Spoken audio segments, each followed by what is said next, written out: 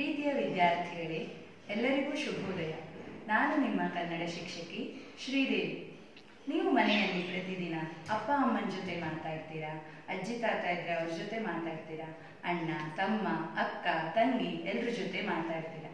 ಮಾತಾಡೋದಕ್ಕೆ ನಮಗೆ ಮುಖ್ಯವಾಗಿ ಭಾಷೆ ಗೊತ್ತಿರಬೇಕು, ಜೊತೆಗೆ ನಮ್ಮ ಎದುರಿಗೆ ಒಬ್ಬ ವ್ಯಕ್ತಿ ಕೂಡ ಇರಬೇಕು. ಭಾಷೆ ಗೊತ್ತಿಲ್ಲ ಅಂದರೆ ನಾವು ಯಾರ ಜೊತೆನೂ ಮಾತಾಡ್ಲಿಕ್ಕೆ ಆಗೋದಿಲ್ಲ. ಈ ಭಾಷೆ ಗೊತ್ತಿದ್ರೆ ಮಾತ್ರ ನಾವು ಬೇರೆಯವ್ರ ಜೊತೆ ಮಾತಾಡಲಿಕ್ಕೆ ಸಾಧ್ಯ. ಹಾಗಾಗಿ ನಾವು ಭಾಷೆಯನ್ನು ಮೊದಲು ಚೆನ್ನಾಗಿ ಕಲ್ತ್ಕೊಳ್ಬೇಕು. ಯಾವುದೇ ಭಾಷೆ ಆಗಿರಲಿ, ಅದು ಕನ್ನಡ ಆಗಿರಲಿ, ಹಿಂದಿ, ತಮಿಳು, ತೆಲುಗು, ಯಾವ ಭಾಷೆ ಬೇಕಾದರೂ ಆಗಿರಲಿ, ಭಾಷೆಯನ್ನು ಕಲಿಯುವಾಗ ಮೊದಲಿಗೆ ನಾವು ಮೂಲಭೂತವಾಗಿ ಕೆಲವೊಂದಷ್ಟು ವಿಷಯಗಳನ್ನು ಕಲ್ತಿರಬೇಕು. ಆಗ ಮಾತ್ರ ಚೆನ್ನಾಗಿ ಓದಲಿಕ್ಕೆ, ಬರೀಲಿಕ್ಕೆ, ಜೊತೆಗೆ ಮಾತಾಡಲಿಕ್ಕೆ ಸಾಧ್ಯ ಆಗುತ್ತೆ.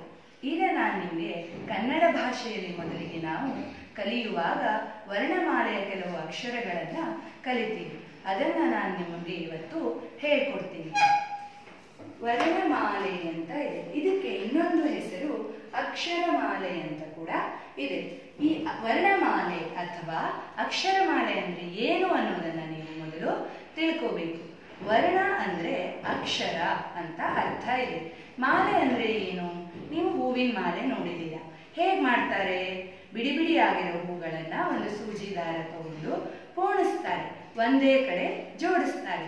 ಆಗ ಅದೇನಾಗುತ್ತೆ? ಸುಂದರವಾಗಿರೋ ಮಾಲೆ ಆಗತ್ತೆ. ಅದೇ ರೀತಿ ಕನ್ನಡ ಅಕ್ಷರಗಳನ್ನು ಕೂಡ ನಾವು ಹೇಳಲಿಕ್ಕೆ ಅನುಕೂಲ ಆಗಲಿ ಅನ್ನೋ ಕಾರಣಕ್ಕೆ ಸರಿಯಾಗಿ ಕ್ರಮಬದ್ಧವಾಗಿ ಒಂದು ಕಡೆ ಜೋಡಿಸಿದ್ರಿಂದ ಇದನ್ನ ನಾವೇನಂತ ಕರಿತೀವಿ? ಅಕ್ಷರಮಾಲೆ ಅಂತ ಕೂಡ ಕರಿತೀವಿ. ಈ ನಮ್ಮ ಕನ್ನಡ ವರ್ಣಮಾಲೆಯಲ್ಲಿ 49 ಅಕ್ಷರಗಳಿದೆ. ಅದನ್ನೆಲ್ಲ ನಾನೀಗ ನಿಮಗೆ ಒಂದ್ಸಲ ಹೇಗೆ ಓದಬೇಕು, ಈ ಅಕ್ಷರಗಳ ಉಚ್ಚಾರಣೆ ಹೇಗಿರಬೇಕು ಅನ್ನೋದನ್ನ ಹೇಳ್ಕೊಡ್ತೀನಿ.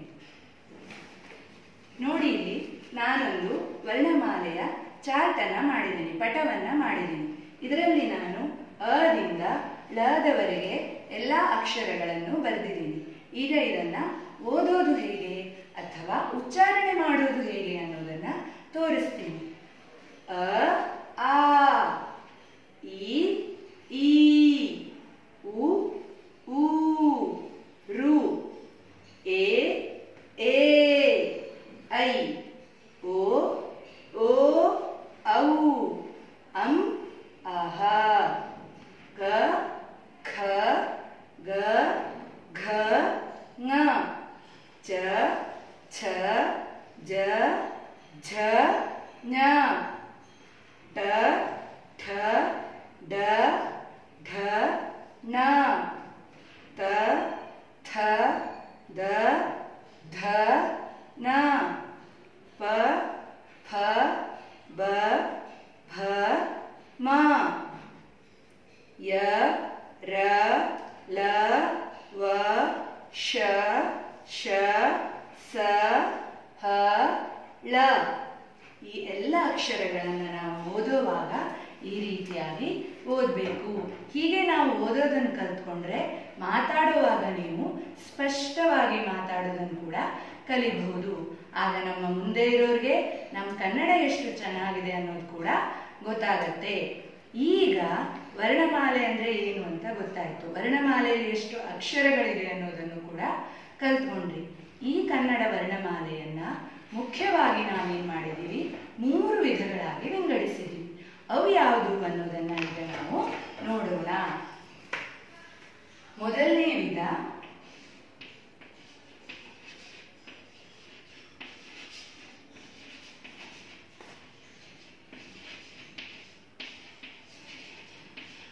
ಸ್ವರಾಕ್ಷರಗಳು. ಈ ಸ್ವರಾಕ್ಷರಗಳು ಯಾವ್ಯಾವುದು ಅಂತ ನಾನೀಗ ನಿಮಗೆ ತೋರಿಸ್ತೀನಿ. ಅ, ಆ, ಇ, ಉ, ರು, ಎ, ಐ, ಓ, ಔ. ನೋಡಿ, ನಾನೀಗ ಇಲ್ಲಿ ಅ ಇಂದ ಔವರೆಗೆ ಒಟ್ಟು ಎಲ್ಲ ಅಕ್ಷರಗಳನ್ನ ಬರೆದಿದ್ದೀನಿ. ಇಲ್ಲಿ ಎಷ್ಟು ಅಕ್ಷರಗಳಿದೆ? 1 2 3 4 5 6 7 8 9 10 11 12 13. ಇಲ್ಲಿ ಒಟ್ಟು 13 ಅಕ್ಷರಗಳಿವೆ. ಅಂದ್ರೆ ಕನ್ನಡ ವರ್ಣಮಾಲೆಯಲ್ಲಿ ಒಟ್ಟು ಸ್ವರಾಕ್ಷರಗಳು ಎಷ್ಟು? 13. ಈ 13 ಅಕ್ಷರಗಳನ್ನ ನಾವು ಸ್ವರಾಕ್ಷರಗಳು ಅಂತ ಕರಿತೀವಿ. ಎರಡನೇ ವಿಧ ಯಾವುದು?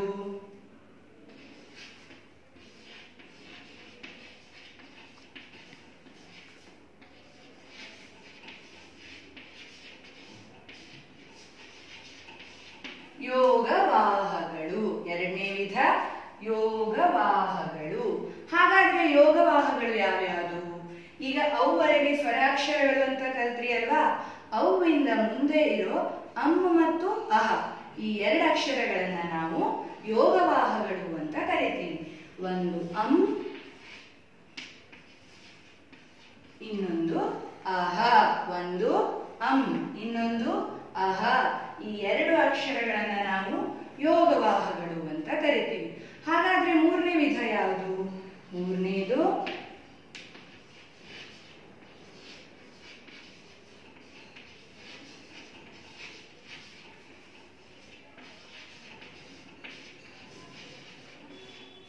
ವ್ಯಂಜನಾಕ್ಷರಗಳು. ವ್ಯಂಜನಾಕ್ಷರಗಳು ಯಾವ್ಯಾವು ಅಂತ ನೀವೇನ್ ಮಾಡ್ಬೇಕು? ತಿಳ್ಕೋಬೇಕು. ಅಂ ಅಹವರೆಗೂ ಆಯ್ತು.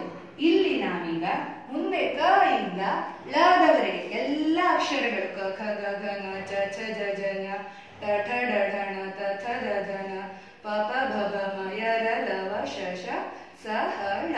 ಇದೆಲ್ಲ ಅಕ್ಷರಗಳು ಏನು? ವ್ಯಂಜನಾಕ್ಷರಗಳು. ಕ ಇಂದ ಲದವರೆಗಿನ ಅಕ್ಷರಗಳು.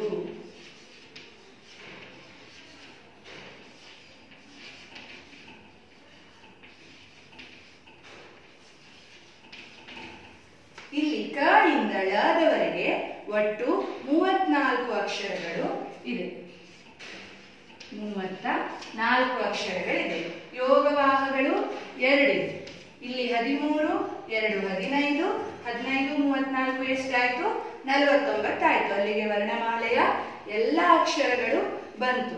ಈಗ ಸ್ವರಾಕ್ಷರಗಳು 13, ಯೋಗವಾಹಗಳು 2, ವ್ಯಂಜನಾಕ್ಷರಗಳು 34. ಗೊತ್ತಾಯ್ತಲ್ವಾ? ಇದನ್ನ ನೀವು ಮೊದಲು ಸರಿಯಾಗಿ ಅಭ್ಯಾಸ ಮಾಡಬೇಕು. ಈಗ ಈ ಎಲ್ಲ ಅಕ್ಷರಗಳನ್ನ ಕಲ್ತಾಯ್ತು. ಇದನ್ನ ನಾವು ಒಂದು ಚಿಕ್ಕ ಚಟುವಟಿಕೆ ರೀತಿಯಲ್ಲಿ ಕೂಡ ಮಾಡಿ ತೋರಿಸ್ತೀನಿ ನಿಮಗೆ. ನೋಡಿ, ಇಲ್ಲೊಂದು ಚಾರ್ಟ್ ಅನ್ನ ಮಾಡಿದ್ದೀನಿ. ಇಲ್ಲಿ ನಾನು ವರ್ಣಮಾಲೆಯಲ್ಲಿರೋ ಎಲ್ಲ ಅಕ್ಷರಗಳನ್ನು ಬರ್ದೇ ಇಲ್ಲ. ಕೆಲವು ಅಕ್ಷರಗಳನ್ನು ಮಾತ್ರ ಬರ್ದಿದ್ದೀನಿ. ಯಾವ್ಯಾವ ಅಕ್ಷರಗಳಿದೆ ಇಲ್ಲಿ? ಗ ಇದೆ, ಇ, ಜ, ಮ, ಪ, ಉ, ಸ, ಅಂ, ನ, ಎ, ದ, ಆ, ನ, ಅಹ, ಭ, ರು, ಡ ಮತ್ತು ಐ. ಇಷ್ಟ ಅಕ್ಷರಗಳಿದೆ. ಈ ಅಕ್ಷರಗಳನ್ನು ನೀವು ಮನೆಯಲ್ಲಿ ಕೂಡ ಚಟುವಟಿಕೆ ರೀತಿಯಲ್ಲಿ ಮಾಡಬಹುದು. ಇದರಿಂದ ನಿಮಗೆ ಈ ಸ್ವರಗಳು, ವ್ಯಂಜನಗಳು ಮತ್ತೆ ಯೋಗವಾಹಗಳನ್ನ ಸರಿಯಾಗಿ ಗುರುತಿಸ್ಲಿಕ್ಕೆ ಬರುತ್ತೆ. ಈಗ ಇಲ್ಲಿ ನೋಡಿ, ಕಾಲಮ್ ಹಾಕಿದ್ದೀನಿ ನಾನು. ಸ್ವರಾಕ್ಷರಗಳು, ಯೋಗವಾಹಗಳು, ವ್ಯಂಜನಗಳು ಅಂತ ಹಾಕಿದ್ದೀನಿ. ಈ ಕಾಲಮ್ನಲ್ಲಿ ನಾವೇನ್ ಮಾಡಬೇಕು? ಇಲ್ಲಿಂದ ಒಂದೊಂದೇ ಅಕ್ಷರ ತೆಗೆದು ಅದು ಯಾವ ಗುಂಪಿಗೆ ಸೇರುತ್ತೆ, ಯಾವ ವಿಭಾಗಕ್ಕೆ ಸೇರುತ್ತೆ ಅನ್ನೋದನ್ನ ಬರಿಬೇಕು. ಈಗ ಮೊದಲನೇ ಅಕ್ಷರ ಯಾವುದಿದೆ? ಗ ಇದೆ. ಗ ಸ್ವರನ ಅಲ್ಲ, ಗ ಒಂದು ವ್ಯಂಜನಾಕ್ಷರ. ಹಾಗಾಗಿ ಗನ ಏನ್ ಮಾಡ್ಬೇಕು? ನಾವೇನ್ ಮಾಡ್ಬೇಕು? ಗನ ಇಲ್ಲಿ ಬರಿಬೇಕು. ಗ ಅಂತ ಬರಿಬೇಕು. ಈ ಯಾವುದು? ಈ ಇಲ್ಲಿ ಸ್ವರ. ಸೊ ಈ ಅನ್ನ ನಾವೇನ್ ಮಾಡ್ಬೇಕು? ಇಲ್ಲಿ ಸ್ವರದಲ್ಲಿ ಬರಿಬೇಕು. ಈಗ ಇನ್ನೊಂದು ಅಕ್ಷರ ತಗೋತೀನಿ, ಅಂ. ಅಂ ಯಾವ ಅಕ್ಷರ? ಅಂ ಇದು ಯೋಗವಾಹ. ಹಾಗಾಗಿ ಅಮ್ಮನ್ನ ನಾವೇನ್ ಮಾಡ್ಬೇಕು? ಇಲ್ಲಿ ಬರಿಬೇಕು. ಹೀಗೆ ನೀವೇನ್ ಮಾಡಿ ಮನೆಯಲ್ಲಿ ಕೂಡ ಒಂದು ಸ್ವಲ್ಪ ಅಕ್ಷರಗಳನ್ನ, ಎಲ್ಲ 49 ಬೇಡ, ಒಂದು ಅರ್ಧ ಅಕ್ಷರಗಳನ್ನ ಯಾವ್ಯಾವುದನ್ನು ಬರೆದು ಬಿಟ್ಟು ಆ ಅಕ್ಷರಗಳನ್ನ ಈ ರೀತಿ ಬರೆಯೋಕೆ ಪ್ರಯತ್ನ ಮಾಡಿ. ಆಗ ನಿಮಗೆ ಸ್ವರಗಳು, ಯೋಗವಾಹಗಳು ಮತ್ತೆ ವ್ಯಂಜನಗಳ ಬಗ್ಗೆ ಸರಿಯಾಗಿ ಕಲೀಲಿಕ್ಕೆ ಸಾಧ್ಯ ಆಗುತ್ತೆ. ಈಗ ನೀವು ಕನ್ನಡ ವರ್ಣಮಾಲೆಯ ವಿಧಗಳನ್ನು ಕಲ್ತ್ರಿ, ಆಮೇಲೆ ಚಟುವಟಿಕೆ ಒಂದು ಹೇಗೆ ಮಾಡಬಹುದು ಅನ್ನೋದನ್ನು ಕಲ್ತ್ರಿ. ಜೊತೆಗೆ ನಾನೊಂದಷ್ಟು ಪದಗಳ ರಚನೆ ಕೂಡ ನಿಮಗೆ ಮಾಡಿ ತೋರಿಸ್ತೀನಿ. ಹೇಗೆ ಅಂತ ನೋಡೋಣ.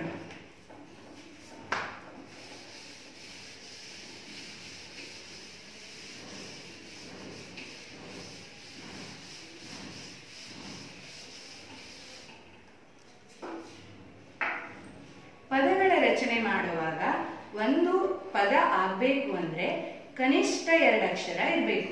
ಒಂದೇ ಅಕ್ಷರ ಇದ್ರೆ ನಾವು ಪದ ಅಂತ ಹೇಳೋದಿಲ್ಲ, ಅದನ್ನ ಅಕ್ಷರ ಅಂತ ಹೇಳ್ತೀವಿ. ಪದ ಆಗಬೇಕು ಅಂದ್ರೆ ಕನಿಷ್ಠ 2 ಅಕ್ಷರ ಇರಬೇಕು.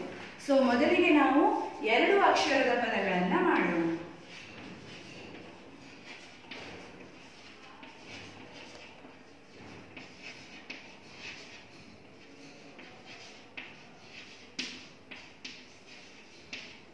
ಎರಡು ಅಕ್ಷರದ ಪದಗಳು.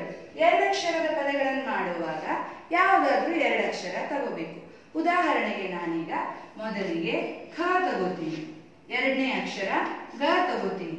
ಖ ಮತ್ತೆ ಗ ಇದು 2 ಅಕ್ಷರ ಸೇರಿ ಒಂದು ಪದ ಆಯ್ತು, ಖಗ ಅಂತ ಆಯ್ತು. ಖಗ ಅಂದ್ರೆ ಪಕ್ಷಿ ಅಂತ ಅರ್ಥ. ಅದೇ ರೀತಿ ಇನ್ನು ಕೆಲವು ಪದಗಳನ್ನ ಮಾಡ್ತೀನಿ. ಎರಡನೇದು ಅಜ, ಮರ, ಸರ, ನಳ.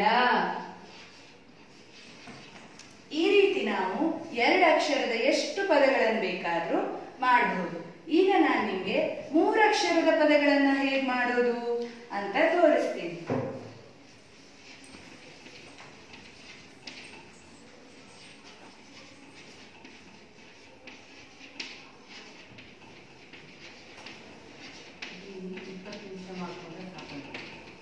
ಮೂರು ಅಕ್ಷರದ ಪದಗಳು.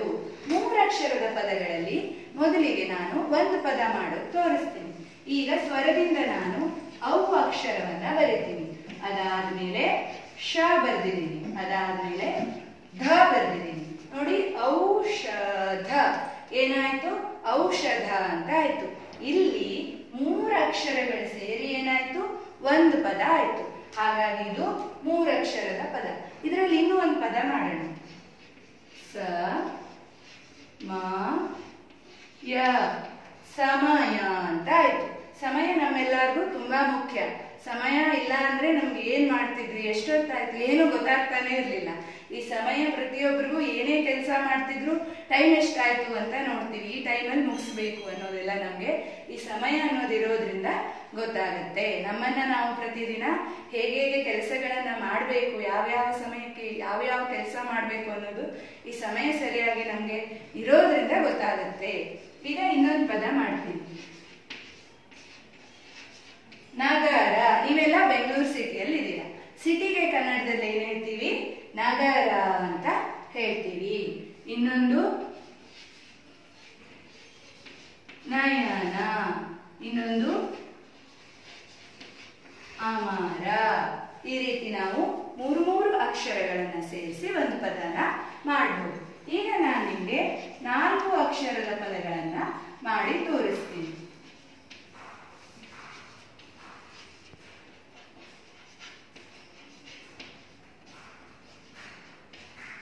ನೋಡಿ, ಈಗ 4 ಅಕ್ಷರದ ಪದನ ಮಾಡೋಣ.